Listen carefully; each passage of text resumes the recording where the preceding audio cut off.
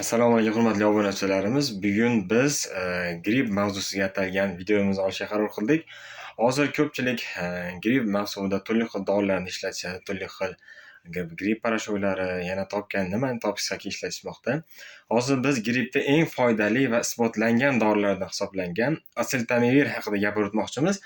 Bu dori vositasi virusni kirishiga ta'sir qiluvchi dori hisoblanadi. Aslida birinchi navbatda inflyuenza ya'ni gripp virusini AB turida ishlatiluvchi dori hisoblanadi. Bu dorini isbotlangan, effekti borligi isbotlangan dori hisoblanadi. Demak, turli xil hozir bilamiz nima topishsaki dorilar ichishyapti grippni davolash uchun ukollar, sistemalar, даже atsiklavir ichayotgan holatlarni ko'ramiz. Bilamiz, atsiklavir gerpes degan virusga qarshi ko'proq ta'sir qiladi. Gripp virusida deyarli foydasi yo'q.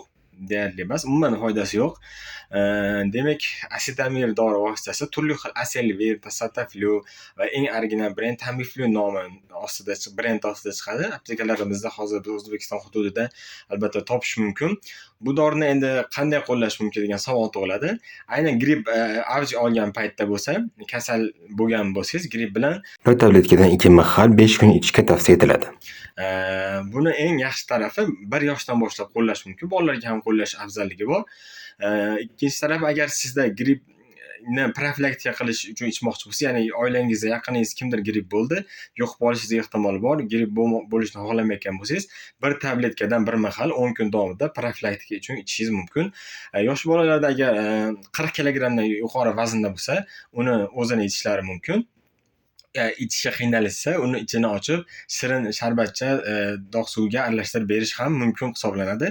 Agar 40 kilogramdan past bo'ladigan bo'lsa, biz hozir quyida rasmini ham qo'yib ketamiz. Uni dozalab berish kerak. Ya'ni ichida kapsulani ochamiz, maxsus bir idishga solamiz va 5 gram suv ustiga qo'yamiz. 1-2 daqiqa davomida aralashma hosil qilamiz va uni qayta shpritsga tortib olamiz. Necha kilogram bolaga qancha ichkizilishni ushbu jadvalda hozir ekraningizda paydo bo'ladi. Shuncha millilitrda berishingiz mumkin bo'ladi. Albatta, yana qarshi ko'rsatmalar haqida ham ko'pchilikda savol tug'ilishi mumkin. Qarshi ko'rsatmalariga turli xil allergiya bo'lsa, homiladorlikda, emizish paytida ichish mumkin emas. Bu dori haqidagi batafsil yo'riqnomani bizni Telegram kanalimizda opisiyaga yozib ketaman, o'tib tanishishingiz mumkin. Albatta, bu dori ancha samarali vosita hisoblanadi. Qo'llab ko'rib, effektini ham bilib olishingiz mumkin. Albatta, bu videomiz sizga manzur bo'lgan bo'lsa, like bosing, ko'p gripp bo'luvchi yaqin insonlaringiz bo'lsa, ulashib qo'ying.